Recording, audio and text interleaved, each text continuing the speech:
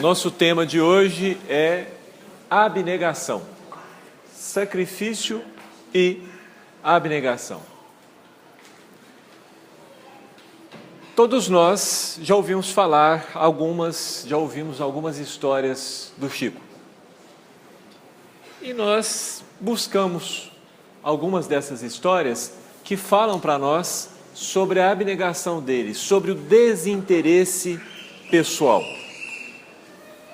Dizem-nos os espíritos superiores que a característica que mais denota imperfeição moral em nós é o nosso interesse pessoal.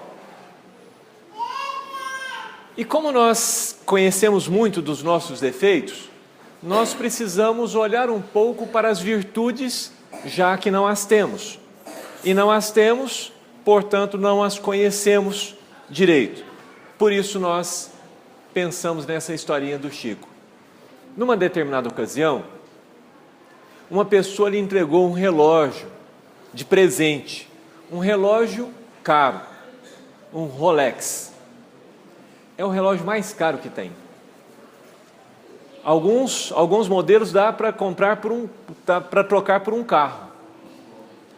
O Chico não queria receber o presente, mas no final das contas acabou recebendo e guardou o relógio no bolso. Mais tarde, uma mulher necessitada conversava com o Chico que ela não estava tomando os medicamentos e o Chico foi apertando-a, até que ela disse que: mas Chico, não tem jeito, eu só posso tomar o medicamento mais ou menos, porque eu não tenho relógio lá em casa, não tem rádio, não tem relógio, não tem como tomar o medicamento na hora certa. O Chico lembrou-se que ele tinha um relógio, pegou o relógio, entregou para a mulher e disse: agora tem, agora você pode tomar o seu remédio na hora certa. Isso é desinteresse. Às vezes, algumas pessoas poderiam dizer: não, isso não é desinteresse, isso é tolice, isso é ingenuidade, isso é bobeira da parte do Chico. Nós não podemos pensar assim, porque o Chico tinha noção perfeita, real, exata de valor, do valor das coisas. Tanto que quando ele recebe uma herança de um amigo que morava no Rio, que fez questão de deixar uma quantia que daria para ele viver tranquilamente pelo resto da vida, ele entra em contato com a Federação Espírita Brasileira, repassa aquela quantia e diz: veja como os espíritos são bons. A quantia que faltava para que pudéssemos terminar a gráfica nos chegou em mãos e eu repasso às suas mãos. Então o Chico não era ingênuo, pelo contrário, ele sabia sempre o que ele estava fazendo. E é nesse saber, nessa sabedoria que ele trazia, na simplicidade dele, que nós vamos encontrar um desinteresse a toda prova. E esse desinteresse prova para nós a elevação moral, as virtudes do Chico. Porque dirão os espíritos que há muitas pessoas que trazem alguma virtude, que trazem alguns comportamentos que chegam a ser consideradas pelos seus pares como homens de bem. Mas que quando se toca o interesse pessoal, o fundo se revela, a pessoa se revela, a pessoa se mostra como verdadeiramente é. Então os espíritos insistem: o interesse pessoal intenso nos aproxima do início da jornada, o desinteresse pessoal nos aproxima do fim da jornada. O início da jornada é o ponto de maior sofrimento, de maior distância de Deus. O fim da jornada é o ponto de menor sofrimento, de maior proximidade com Deus. Nossos esforços na terra, portanto, devem ser em direção a desprendermos-nos de todas as coisas. Quando nós dizemos desprendimento, nós podemos focalizar primariamente o desprendimento material. Primariamente, porque é o mais fácil, é o mais visível. Mas nós deveremos adentrar na nossa análise até chegarmos no desprendimento também moral, também sentimental. Para entendermos o desprendimento, imaginemos dois espíritos desencarnados. Eu e mais alguém desencarnado. Eu vou planejar a minha existência. Quando eu penso na vida que terei, eu posso focar no meu desenvolvimento moral ou focar na minha tranquilidade pessoal ao longo da existência. Pensemos no que escolheu Jesus. Ele escolheu nascer filho de um carpinteiro, sem posses materiais, quando ele poderia ter nascido filho de reis, com muitas posses materiais. O que nós escolheríamos se hoje, nós devêssemos escolher a nossa próxima vida? É uma reflexão importante. Hoje, o que nós escolheríamos para a nossa próxima vida? A resposta a essa pergunta serve como medida. Se eu fosse escolher a minha próxima vida, lembram? Dois espíritos. Eu coloquei a mim mesmo e coloquei Jesus ao lado para efeito de comparação, porque Ele é o nosso guia, Ele é o modelo. Então, todas as vezes que eu for me medir, eu não posso me medir com relação às outras pessoas que me cercam. Eu tenho que me medir contra o modelo, porque Ele é o modelo, o Senhor não é o modelo. Medir-me contra o Senhor é perda de tempo, é bobagem. Algumas coisas o Senhor estará acima, outras coisas eu estarei acima. É por isso que o nosso foco deve ser com Cristo e não com outras pessoas. Compreendem? Então, se nós nos comparamos com Jesus, que escolhe nascer na simplicidade, escolhe uma vida de trabalho, escolhe uma vida de dificuldades, desde o ventre materno, desde pequeno, o que nós escolheríamos hoje?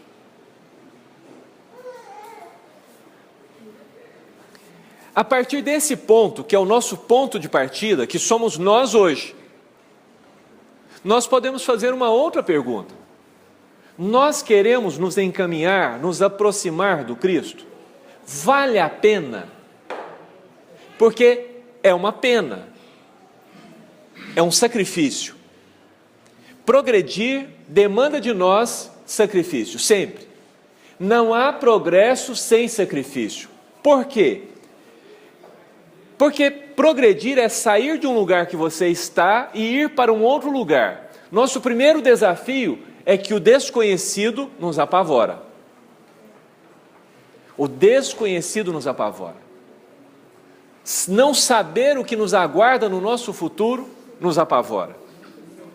Progredir é ir em direção a alguma coisa que eu não conheço, que eu não sei como será. Dizem que é bom, dizem que é melhor, mas eu ainda não experimentei. Se é progresso, eu não experimentei.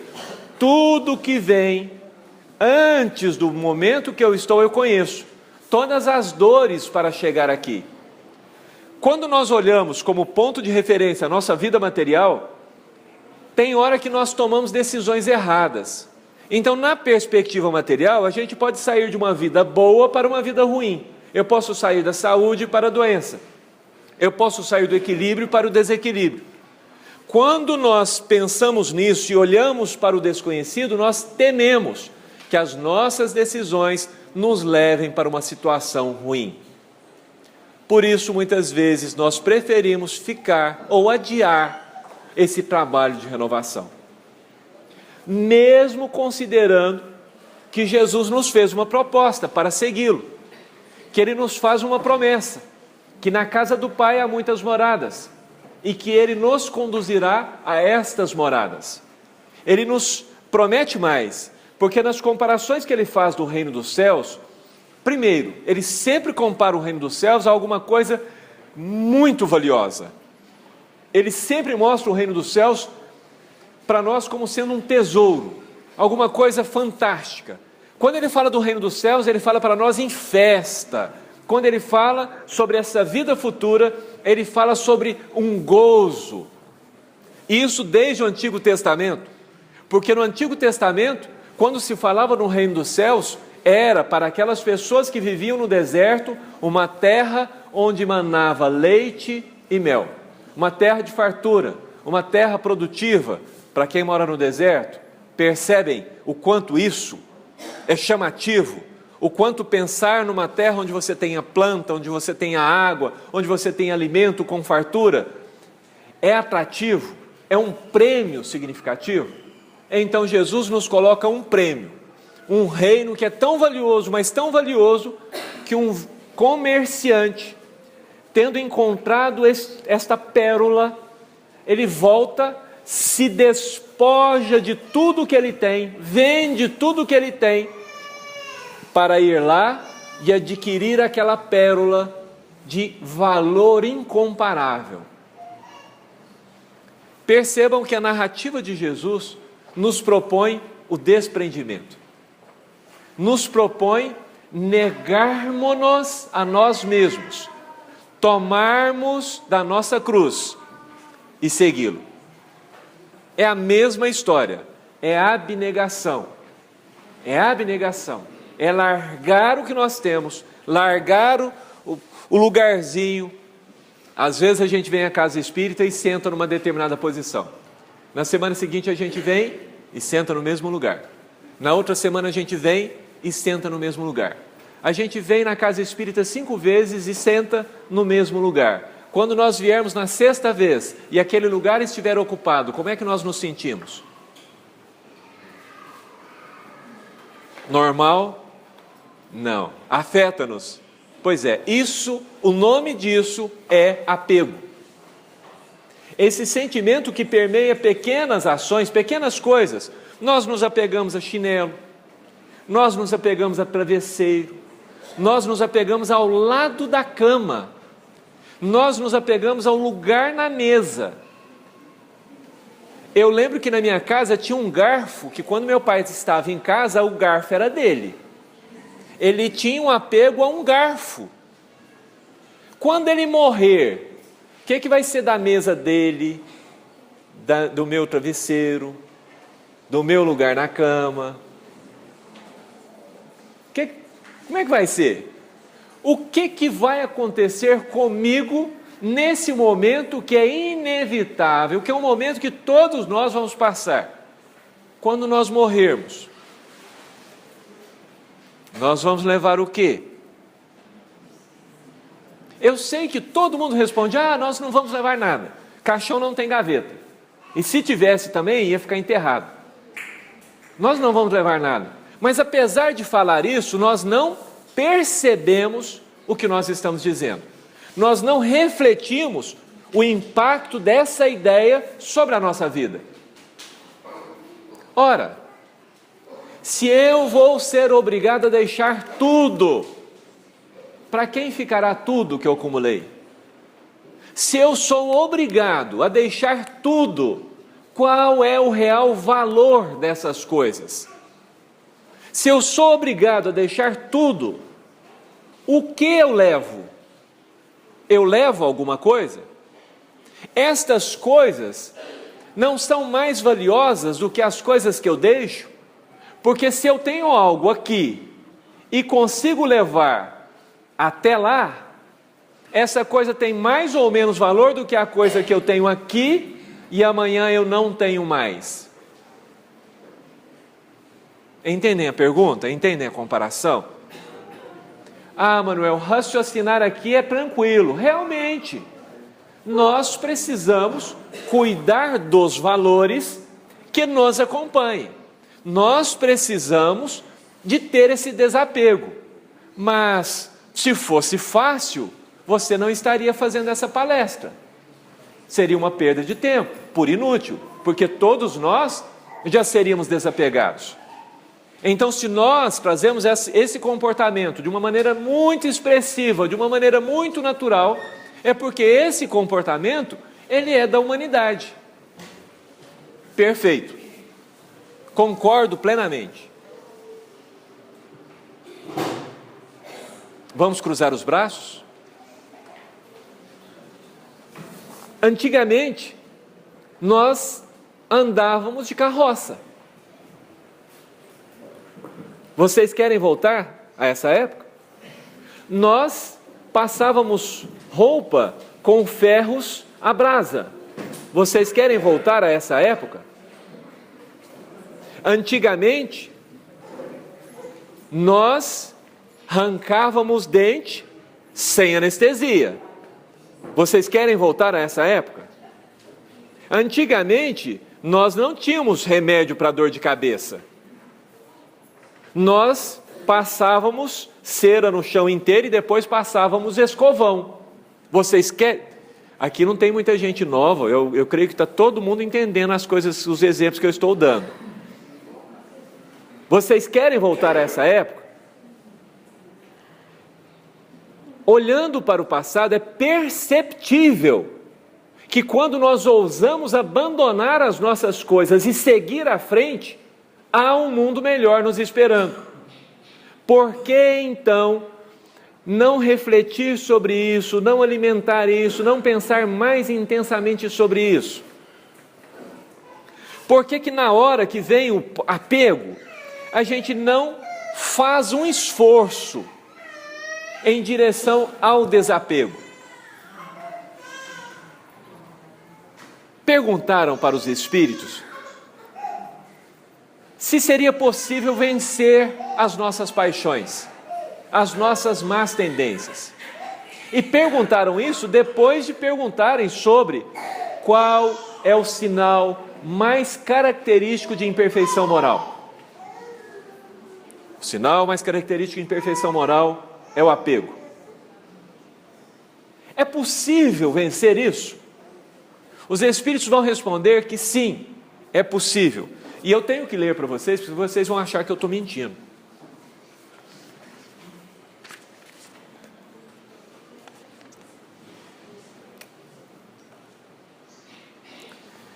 O homem poderia sempre vencer suas más tendências pelos seus esforços?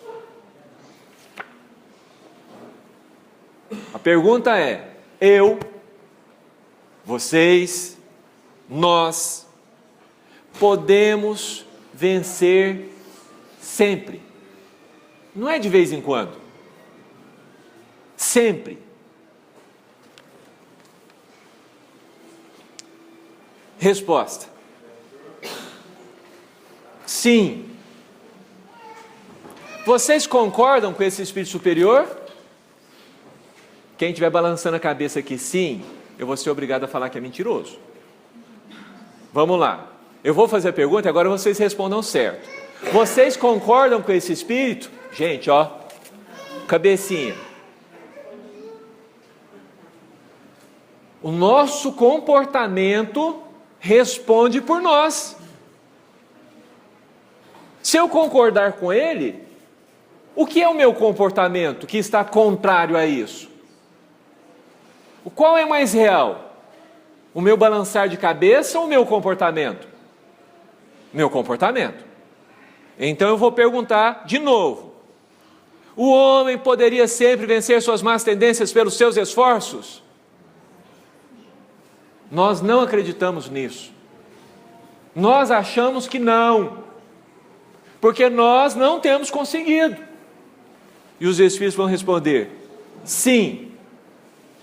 E algumas vezes, por fracos esforços. Se tivesse um jeito de bater no Espírito Superior, agora a gente batia nele, né? Ele está de brincadeira. Vai falar para nós que é fácil vencer nossas más tendências? É fácil desapegarmos-nos do nosso lugar, da nossa cadeira, do nosso garfo, do nosso esposo, do nosso filho, da nossa casa, do nosso cantinho. É fácil desapegar? Ou gasta um esforço tremendo da nossa parte? É um esforço tão grande que gasta que a gente nem faz. A gente não acredita que é possível. Se você não acredita ser possível, você não faz força. Ninguém faz. Se você vai para um jogo e não acha que pode ganhar, você não se dedica, você não se esforça. Se você vai para um vestibular e acha que não vai passar, você não se esforça o suficiente. Mas se você tem uma esperança, se você acredita na possibilidade, se você acha que é possível vencer esse jogo, se você acha que é possível passar nesse vestibular, então você se esforça. Então nós nos esforçamos. Os Espíritos respondem que o que acontece é o seguinte: é a vontade que lhe falta. Quão poucos dentre vós fazem esforços. Nós não fazemos esforços, na maior parte das vezes. Nós não queremos, na maior parte das vezes, porque nos falta fé. Nós não acreditamos. Porque às vezes a gente vem conversar sobre fé e a gente pensa que fé é em Deus. Não é? Eu não acredito em Deus. Não, você não acredita em você mesmo. Você não acredita na sua capacidade. Vocês acham que se nós não fôssemos capazes, Jesus, com o conhecimento que ele tem, com a inteligência que ele tem, ele perderia tempo vindo à Terra? Pensem bem nisso. Se Jesus veio porque nós estávamos prontos, o Espírito está pronto. O Espírito está pronto. Ele veio porque nós estávamos prontos. Por que nós não acreditamos nas nossas forças, nas nossas possibilidades? Porque o prêmio é pouco? O prêmio é pequeno? Sair dessa vida que nós vivemos, onde as pessoas nos traem, onde as pessoas nos ferem, onde as pessoas não se importam conosco, onde hoje a gente está bem, amanhã a gente está triste, depois a gente está um pouquinho pior, depois a gente tem um pouquinho de alegria. Nessa vida que, para a maior parte de nós, é uma vida sofrida, arrastada, pesada. Vocês acham que vale a pena continuar vivendo essa vida ou podemos viver uma vida melhor? Vamos voltar para o ferro de passar roupa? Vamos voltar para o escovão? Vamos voltar a caçar no lugar de plantar? Não, nós não vamos fazer isso. Existe uma recompensa nos esperando. Existem virtudes aguardando a nossa confiança em nós mesmos para serem desenvolvidas, para serem expressas, para serem reveladas, porque já está aí dentro, em potência. Já está dentro de cada um de nós. Sabe por que está dentro de cada um de nós? Quem te criou? O acaso? Você é um acidente da natureza? De repente os átomos ali se combinaram e surgiu essa coisa chamada você? Ou você, seu corpo, a organização, a inteligência que se apresenta em você e na sua vida, denota uma intervenção inteligente? Se há uma inteligência, porque ela é perceptível, ela emana da nossa vida. Às vezes você está passando lá por um problema, de repente a solução te chega, por caminhos que você nem imaginou.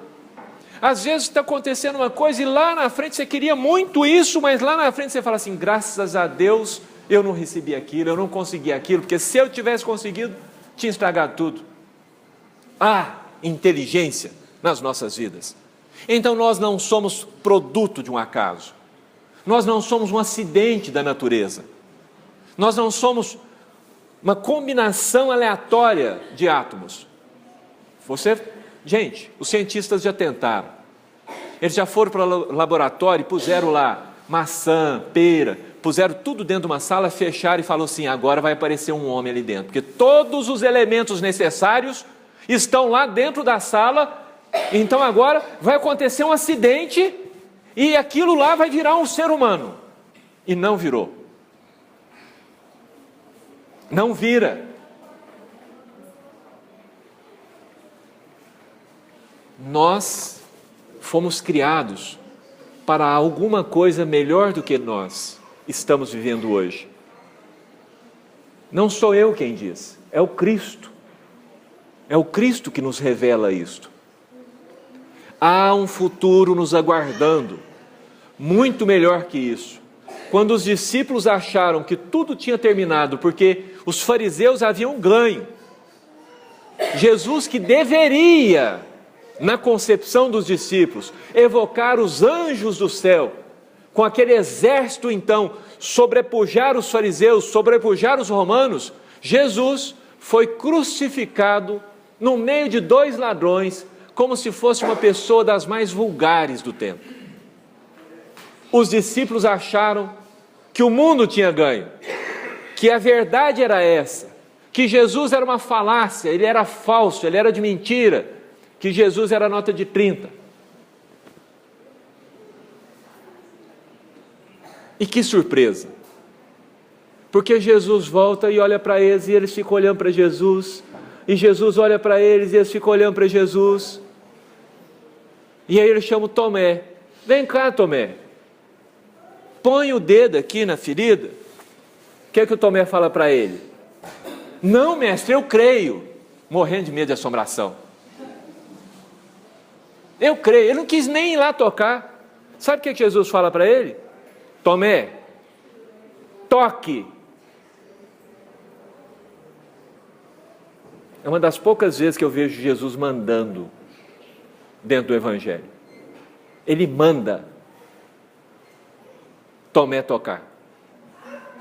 Toque e creia. Para não restar dúvidas de que a morte não existe, de que nós vencemos, nós continuamos, nós ainda amamos depois que o nosso corpo desce à tumba. É isso que nos aguarda. Então por que estar preso? Que palácio convenceria Jesus? Que riquezas do mundo convenceriam ao Cristo a ficar apegado, a ficar preso? Porque vocês sabem o que acontece com muitos de nós? Nós morremos e viramos assombração. Existe assombração. Nós viramos encosto. Vocês já ouviram falar de encosto? É eu quando morrer. Porque no lugar de sair de casa eu fico lá. Não mexe nesse travesseiro não, que esse travesseiro é meu. Aí alguém mexe, aí ele vai lá na filha. Fala para sua mãe, lembra ela, esse travesseiro é meu, ela não vai dar esse travesseiro para os outros não. Vira assombração dentro de casa. Preso. Preso.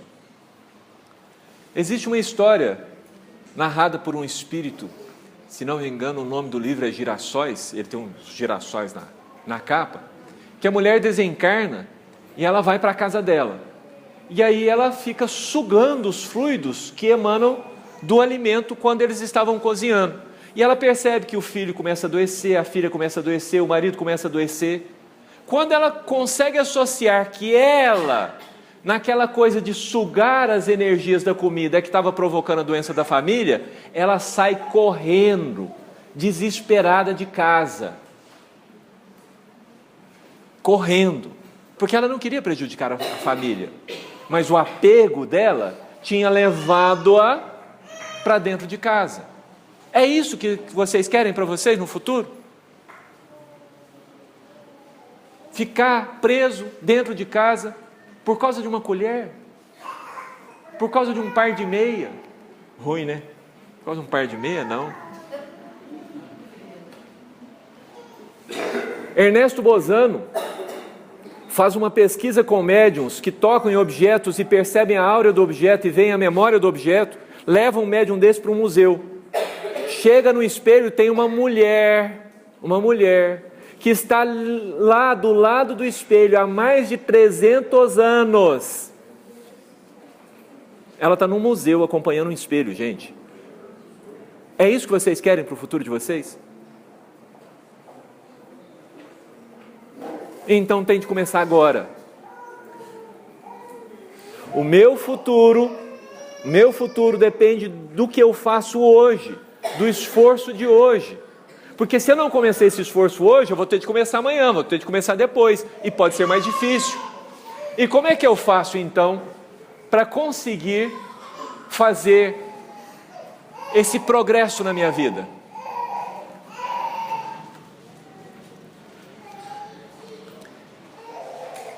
Kardec pergunta para o Espírito: o homem pode encontrar nos Espíritos uma assistência eficaz para superar suas paixões? Vamos traduzir diferente? Você falou que o problema é minha vontade. Você falou que o trem não é tão difícil assim. Eu não concordo, eu acho mais difícil. Então deixa eu mudar aqui. Dado que eu acho mais difícil do que você está falando, você não quer me ajudar? Você que está falando que é fácil, você não quer emparelhar comigo e me socorrer, me amparar, me fortalecer, me levar a vencer? Pasmem. A resposta: se o homem ora a Deus e ao seu bom gênio com sinceridade, os bons espíritos virão certamente em sua ajuda, porque é a sua missão.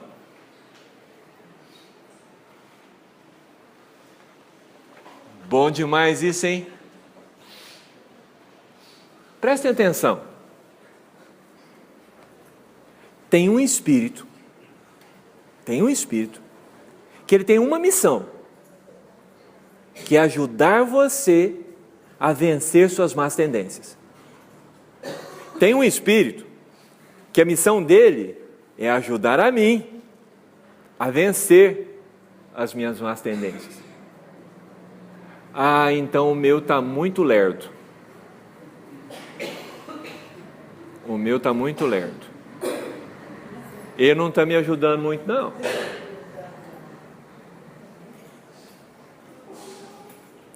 Não. Porque ele é um espírito superior. Se tem um problema numa relação de um espírito inferior com um espírito superior, vocês acham que o problema está em qual parte? No inferior? Então o problema está em mim, porque ele está falando que se eu orar com sinceridade, eu vou traduzir isso de outra forma, como se fosse o Nelson da Capitinga. Se eu querer, sou. Se eu querer, ele me ajuda. Se eu não querer, não ajuda não. Tem um bichinho chamado vontade. A vontade é por minha conta. O resto é por conta do Espírito Superior. Olha que maravilha. A vontade é por minha conta. Vamos pensar? Todos nós obrigamos nossos filhos a irem à escola. Concordam? Mesmo com má vontade eles iam, porque eles eram obrigados. Quando eles iam para a escola com má vontade, eles prestavam atenção na aula? Se não prestavam atenção na aula, eles aprendiam? Compreendem a nossa situação? Se não houver interesse da minha parte, se não houver vontade da minha parte, Jesus não pode fazer nada por mim. Ele fica do lado, olhando. Ah, não, Manuel, isso não é verdade, não. Então tá, por que ele não impediu Judas de fazer o que o Judas fez? O que o Judas queria? Ei, mas o Judas estava de olho naquelas moedinhas. Judas estava de olho no poder. Ele queria muito. Tanto queria que trocou Jesus. Queria tanto, mas tanto que fez o que fez. Entendemos? Então depende de nós. O reino dos céus nos aguarda, com todas as maravilhas que ele tem. O Haroldo, numa palestra dele, fala que quando Pedro desencarna, Jesus vem buscar o Pedro e leva ele para um hospital 7 estrelas. Um hospital não, para um hotel 7 estrelas, para um lugar paradisíaco, para um lugar fantástico, um lugar incomparável para os padrões da terra. Nunca tive nesse lugar, mas deve ser demais. O André Luiz, no livro Nosso Lar, tem um dia que depois dele trabalhar muito, ele dorme. E quando ele dorme, ele deixa o corpo perispiritual dele e faz uma viagem para onde a mãe dele mora. E o lugar era bonito. Mas põe bonito nisso. Nosso lar, em comparação com o umbral onde ele estava, já era muito bonito. E o André Luiz faz questão de demonstrar isso nas narrativas. Flores como eu nunca vi, palácios soberbos, jardins a perder de vista, casas magníficas. Ele sempre usa expressões que enaltecem, que engrandecem, que demonstram para nós que é um lugar maravilhoso. João, o evangelista, no Apocalipse, ele fala da Nova Jerusalém. E a Nova Jerusalém tem muros com esmeraldas, tem prédios que brilham como diamantes. São lugares maravilhosos. Divaldo, recentemente, recebe um livro, psicografa um livro, e nesse livro, espíritos superiores, de mundos superiores, que estão vindo para ajudar-nos a passar pelo período de transição para mundo de regeneração, que vem trazer para nós a elevação deles para que a gente aprenda, são os professores. Eles construíram cidades no plano espiritual. E o Divaldo narra, pela mediunidade dele, né? O Manuel Filomeno Miranda vai, o Divaldo acompanha e vê essa cidade. Se vocês pegarem o livro e verem a narrativa, vocês verão que ele não consegue expressar a beleza do lugar. Ele não tem palavras. Não tem como descrever para nós o que nos aguarda. Mas é tão intensamente bom, tão intensamente, que se vocês prestarem atenção, peguem vídeos do Divaldo, antigamente, quando ele ia fazer as palestras, ele sempre estava sério. Se vocês pegarem vídeos do Divaldo, depois de um certo tempo para cá, ele sempre está sorridente. Sempre está sorridente. Alguma coisa mudou. Alguma coisa mudou para bem melhor. Há uma esperança, há uma expectativa muito boa da parte dele. E essa deveria ser a nossa expectativa. Nós estamos sendo preparados para isso. Os espíritos, há 160 anos atrás, já conversavam com Kardec sobre esses assuntos. Nós, antes da nossa reencarnação, nos preparamos para vivenciar tais coisas. E agora, enquanto reencarnados, nós recebemos mensagens que nos lembram disso, que nos fortalecem para isso. Voltando ao tema principal, nós somos convidados, portanto, a praticar a abnegação.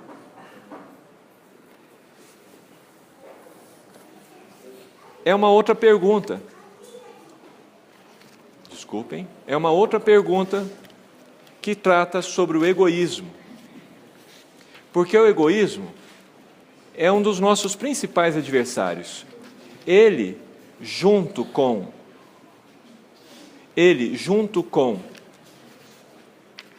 essa prisão que nós temos com relação à matéria, com relação ao mundo físico, nos atrasam significativamente. Então, pergunta 912. As outras perguntas eram todas perto da 912. Nós estamos estudando o capítulo Sede Perfeitos do Livro dos Espíritos. Qual é o meio mais eficaz de se combater a predominância da natureza corporal? Praticar a abnegação de si mesmo.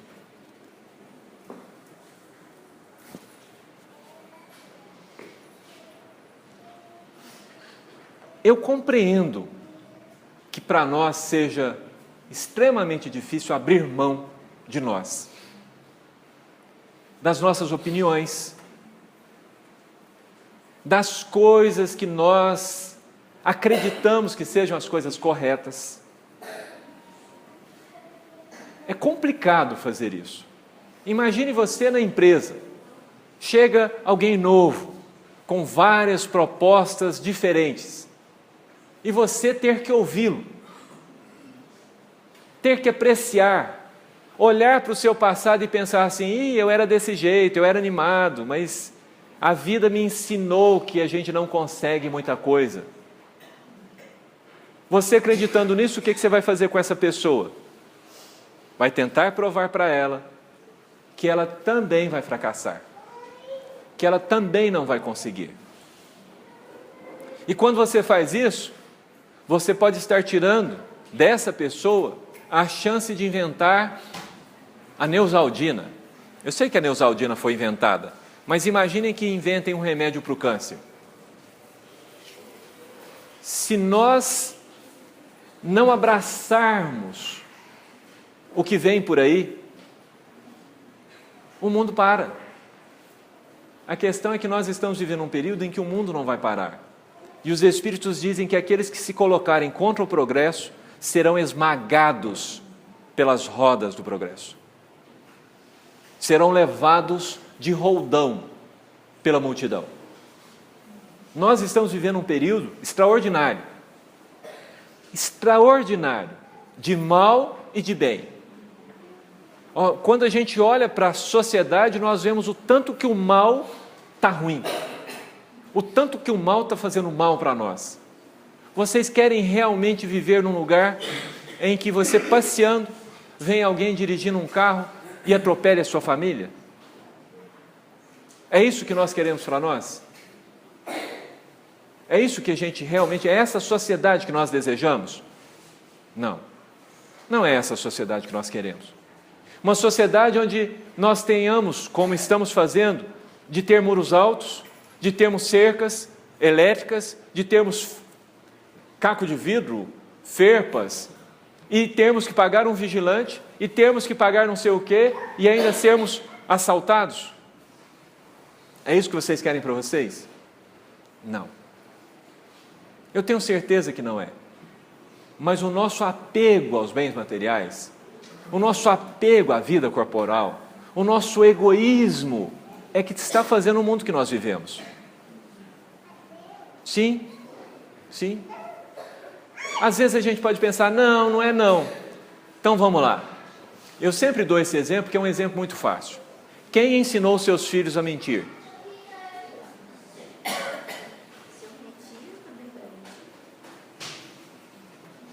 Um dia você disse para ele, eu vou te levar no parque, eu vou fazer isso com você, eu vou brincar com você. E não fez. O que ele aprendeu? Que ele não precisa honrar a palavra.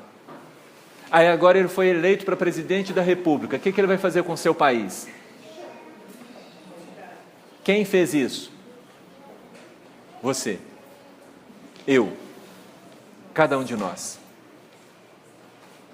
Quando eu falo para ele não repartir as coisas, cuidar das coisas dele no colégio, porque existem outras crianças lá que podem roubá-lo, para ele não confiar nas pessoas. Ele vai crescer e não vai confiar nas pessoas. E aí você, para fechar uma empresa, gasta 2 anos. Para fazer um empréstimo, gasta trocentas pessoas que digam que você é você, que você é você mesmo e que você continua sendo você, sempre foi você e será você. E assim mesmo eles ainda mandam um fiscal lá na sua casa para ver se você continua sendo você. Por quê? Porque você ensinou seu filho a não confiar nas pessoas. E seu filho cresceu e agora ele trabalha como gerente de banco. E para dar um crédito, ele não confia nas pessoas. Nós estamos fazendo a sociedade que nós vivemos com os nossos comportamentos sem que nós percebamos. E estes comportamentos todos derivam de um princípio. Nós achamos que nós só temos uma vida. Nós achamos que nós vamos morrer e acabou. Nós achamos que a gente tem que aproveitar esse momento o melhor possível e que nós temos que cuidar de nós, porque ninguém mais cuida de nós. Essa crença é forte em nós. Essa é a crença geradora do egoísmo. Quando Jesus vem nos apresentar um Deus zeloso, um Deus cuidadoso, um Deus amoroso, um Deus Pai. Quando é que ele faz isso? Os discípulos estavam preocupados com o que eles iam comer no outro dia. É uma preocupação justa, não é, para todos nós? Se você não tiver nada na sua despensa, na sua casa, se você não tem gás, se você não tem nada dentro de casa, você vai ficar tranquilo? Quem aqui ficaria tranquilo? Podem levantar a mão, eu vou acreditar se alguém levantar a mão. Mas já fazem 2000 anos que Jesus nos fez uma proposta. Ele dirá assim para seus discípulos: por que estáis preocupados com o que havereis de comer amanhã? Olhai as aves do céu, eles não semeiam, não colhem, e no entanto Deus provê a todas elas. Por que estáis preocupados com o que hão de vestir amanhã? Olhai os lírios no campo, eles não fiam e nem tecem, mas em verdade vos digo, nem Salomão, em toda a sua glória, nem Salomão, jamais se vestiu igual a um deles. E olha, que hoje a erva é erva, e amanhã ela seca e será queimada. Não valeis mais do que as ervas do campo? Não andeis fatigados por essas coisas. Deus provê aos que trabalham para Ele.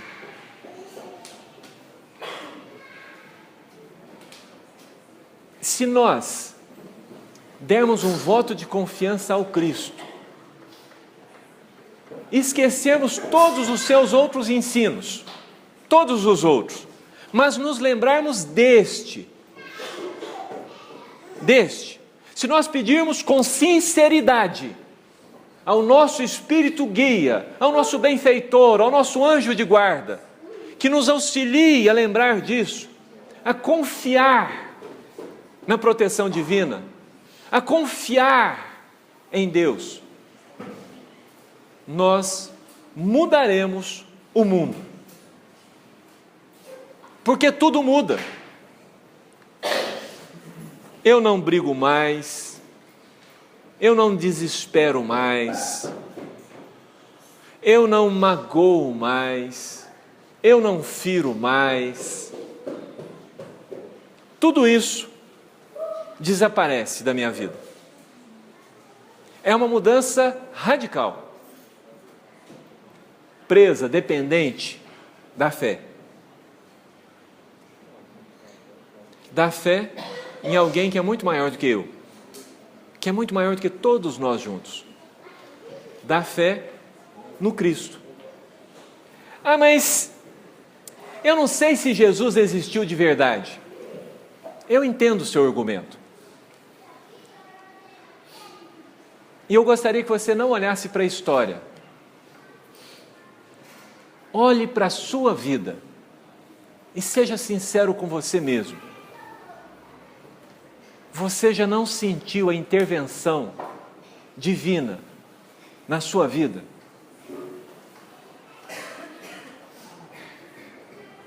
Já não sentiu? Você já não teve essa percepção? Várias vezes. Aí passa. Aí a gente começa a raciocinar e tenta negar. A gente tenta dizer para nós que não aconteceu, que não tem nada a ver com Deus. Nós achamos que a maçã, a pera, todas aquelas coisas que a gente pôs no quarto e fechou vai virar gente. Nós tentamos nos convencer disso. Nós tentamos tirar Deus da nossa vida. Mas nossa vida sem Deus é a vida que nós estamos vivendo. A sociedade sem Deus é a sociedade que nós estamos vivendo. Se você quer isso, pare de reclamar dos seus políticos. Pare de reclamar dos ladrões. Pare de reclamar dos impostos. Pare de reclamar das doenças. Pare de reclamar dos seus parentes. Pare de reclamar de todas as coisas. Porque se você quer a vida que você tem, pare de reclamar da vida que você tem. Ou então ouça suas reclamações. E percebendo que essa vida não te satisfaz, faça alguma coisa para ter uma vida melhor. Porque reclamar você já viu que não vai resolver. A não ser que você tome uma atitude e faça, e assuma as rédeas da própria vida, e assuma a direção, sua vida vai ser daí para pior. Kardec perguntará para os espíritos: as paixões são más? E os espíritos responderão: não. As paixões são alavancas que decuplicam as forças. Elas só são más quando elas ficam sem direção. Quando elas passam a comandar a vida de seus indivíduos. Quando você deixa suas paixões te dominar, sua vida vira essa vida que nós conhecemos. Quando todos nós homens deixamos as paixões nos dominarem, nós temos a sociedade que nós temos. Mas quando nós controlamos as paixões e opomos a elas as virtudes, então nós podemos ter um mundo diferente. É nisso que eu acredito. É por isso que eu venho a essa casa. É por isso que desde os 15 anos eu explico o Evangelho para as pessoas. Porque eu creio e trabalho para fazer um mundo melhor. Eu colaboro para essa transformação. Porque eu não estou satisfeito com o mundo que eu vivo. E não fico de braços cruzados reclamando das situações. Eu socorro quem eu posso socorrer na medida das minhas forças, na medida das minhas possibilidades. Para quê? Para que alguém melhore. Porque se uma pessoa das que eu tive a oportunidade de socorrer até hoje deixar de ser um ladrão, deixar de ser um corrupto, eu melhorei o mundo. Isso está nas minhas mãos, isso está nas mãos de vocês. A minha crença não é lá. A minha crença é aqui. A minha crença é no que eu já presenciei, no que eu já vivi de intervenção divina ao meu redor. São muitas. São muitas. Eu vi pessoas sem alimento, recebendo meio quilo de feijão. Pegando esse feijão, gastando o restinho da lenha que tinha, e chamando os meninos que estavam na rua, para comer. Porque aqueles meninos que estavam lá, não haviam comido nada. Sabe o que leva uma pessoa a fazer isso? Uma pessoa sem recursos. Ela não tinha nada para amanhã. Mas aquilo que ela recebeu, porque Deus proveu para ela, porque Deus cuidou dela, igual cuida dos pássaros no campo, aquilo que ela recebeu, ela fez-se anjo na vida daquelas crianças, porque ela repartiu com elas. Ela recebeu e entendeu: estes passarinhos que brincam aqui, quando crescerem, se lembrarão de dividir o prato de comida, se lembrarão que pessoas que não eram seus pais, pessoas que sequer as conheciam, cuidaram dela. Elas se lembrarão que existe uma intervenção divina na vida delas. Vocês já presenciaram milhares de situações em que dava para sentir a presença divina. Agarrem-se nisso. Usem essa alavanca, ela é poderosa, é fé. A fé do tamanho de um grão de mostarda, ela é poderosíssima. Usem essa fé. Transformem-se. Evoquem os espíritos, não para saber quem foram no passado, mas para pedirem ajuda para serem pessoas melhores para o futuro. Lancem-se com confiança nos braços de Deus. Ele não vai nos deixar cair. Ele não nos deixa órfãos. Ele não nos desampara. Ele simplesmente, quando nós insistimos em fazer o mal, quando nós insistimos no sofrimento, Ele permite que nós experimentemos, para que experimentando, nós possamos nos desgostar daquilo e voltar ao seu braço, que nos espera para um grande abraço. Que a paz de Jesus nos envolva a todos. Obrigado.